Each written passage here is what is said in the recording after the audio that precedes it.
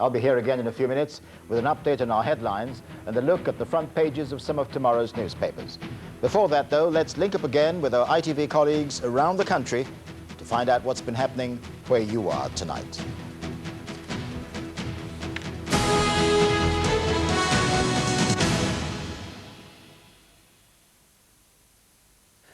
Good evening. The news now from the south.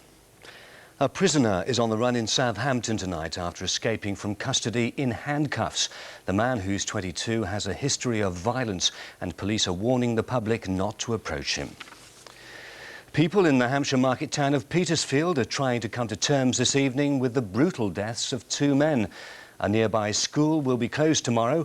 People in a block of flats have been offered alternative accommodation while the investigation continues. A small plastic tent conceals the body of a man lying across the driveway of a block of flats. He collapsed and died here after staggering outside, fatally wounded. Ambulance crews could do nothing to save him. Police called to the scene, then found another man dead inside the flats. The shocking events in Hilton Road in Petersfield began unfolding at around 6:30 this morning. Initially, a male came out of the flat and collapsed. A witness went to the Petersfield police station to report it. Another witness, a paper boy, came across the collapsed male, informed someone else who called the ambulance. After examining the bodies, Home Office pathologist Hugh White concluded that both men had suffered fatal injuries as a result of a sharp instrument. Detectives say they are treating the deaths as suspicious, but it's too early to say if it was murder. One of the victims was 28, the other 36. The bodies were left where they died as scenes of crime officers conducted a painstaking forensic examination. Kerry Swain in Petersfield for Meridian News. An illegal immigrant has been found in the back of a lorry at the Royal Navy dockyard in Portsmouth. He was sitting on crates containing parts for a missile launcher. It's not clear tonight who will accept responsibility. On the face of it, this looks like a serious breach of security, but the Navy says it's no such thing because the stowaway was captured just minutes after arriving inside the base. According to the Navy, the man climbed inside their lorry while it was parked at the cross-channel ferry port and after it had been searched by customs. It's thought he'd arrived at the port in the back of a different lorry, but no one here is taking responsibility. Both customs and immigration say this is your fault. Yes, the responsibility for people coming into the country is shared between the statutory bodies and ourselves, obviously, in terms of looking after the security of the site. But for illegal immigrants, that rests firmly with the Home Office and Immigration Service. At the main entrance of the naval base today, security staff were doing a very thorough job of searching vans and lorries. This is where the highly sensitive load of missile launcher parts entered the site. The Navy says they were packed in secure containers, so access would have been impossible. It was while those containers were being unloaded near HMS Invincible that the man was spotted by dockyard workers. He was handed over to the police and it's believed he's already been deported back to Syria. Richard Slee in Portsmouth for Meridian News. Water bills in the south may go up by as much as £65 over the next 5 years. That would take an average household bill to around £324 a year. The rise is higher than the national average. CCTV pictures could identify 3 robbers seen running on the left after they stole £120,000 from the Nationwide Building Society in Havant. Police hope the footage may jog someone's memory about the theft in which a Securicor vanguard was assaulted. 150 workers in Portsmouth are to lose their jobs after the banknote makers De La Rue announced it's closing its factory there. The company also makes cash counting machines for banks and retailers. The site will close by the end of 2006. Generous viewers of Meridian tonight have helped to save an animal sanctuary. The Silver Lake Sanctuary at Droxford in Hampshire was threatened with closure until you came up with thousands of pounds. Founded 60 years ago, there has never been a week quite like it at the Silver Lake Animal Sanctuary in Droxford. So sorry to see your difficulties on Meridian TV. I hope many others have sent donations so you may not be in this position again. Yeah, that's very nice. I hope we won't either. No, 8 days ago, we reported how vets' bills to save the life of Beauty, a blind mare, had crippled the sanctuary's finances. The 90-plus animals were all in danger of being put down.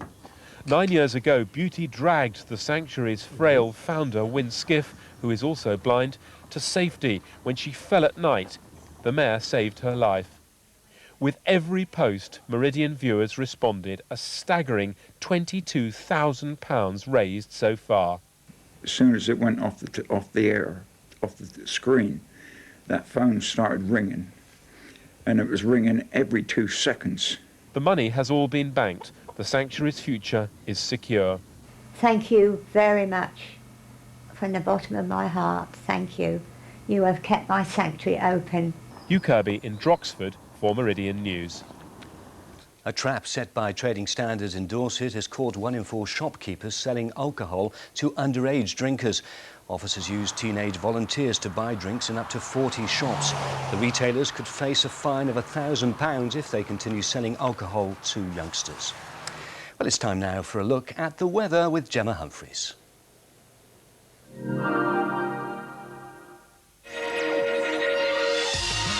See the difference with Seafront, sponsors of Meridian Weather. Good evening. A very cold night to come overnight tonight. Clear skies in parts, and it will mean those temperatures down to a low of -2, so seeing a very hard frost right the way across the region. Also, we will see some mist and low cloud filtering in by dawn, and that fog will stay with us into tomorrow morning with the light northerly winds. So a bit of a murky start in parts, although we could start off fairly bright in others, even perhaps seeing some sunshine, but everywhere it is going to be cold. Those temperatures really struggling to recover tomorrow afternoon. We really will only see highs between around 4, and if we're very lucky, seeing a 5 Celsius. 5 is 41 in those light northerly winds. Good night.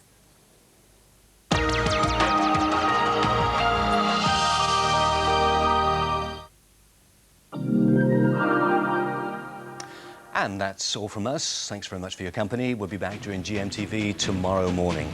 But now let's return to the ITV News at 10:30 and Trevor McDonald.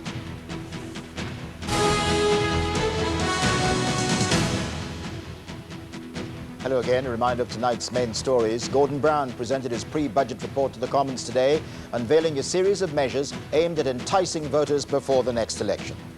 Former US Marine David Bieber was jailed for life today for the murder of PC Ian Broadhurst on Boxing Day last year. And the MP George Galloway won a huge libel victory against the Daily Telegraph today over articles alleging that he was in the pay of Saddam Hussein.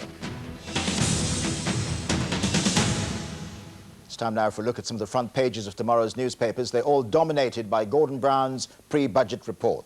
The Telegraph calls it sweetness to all in pre-election spree. It has a cartoon of the Chancellor placing a dummy in a baby's mouth.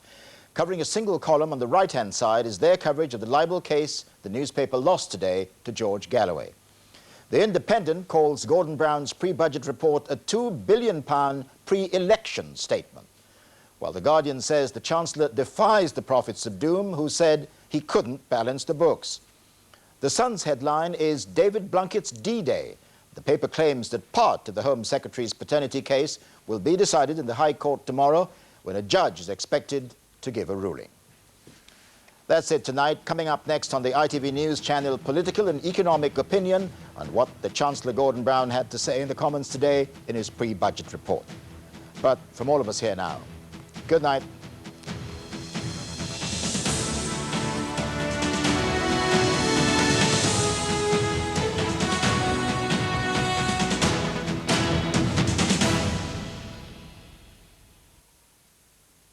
ITV National Weather, sponsored by Powergen.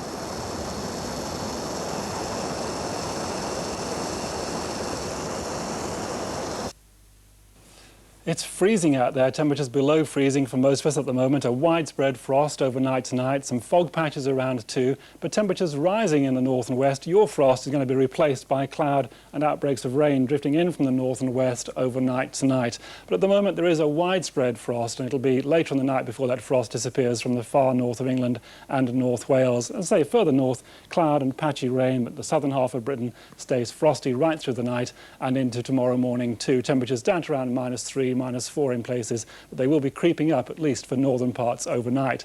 And then tomorrow, that central band will stay cloudy with bits of rain and drizzle. On either side, some hazy sunshine, but a cold day in the south, temperatures only 4 or 5 at best. Positive energy from PowerGen. Lucky Frank is about to learn a thing or two about seduction from the lovely Kelly Brook. That's next here on ITV1.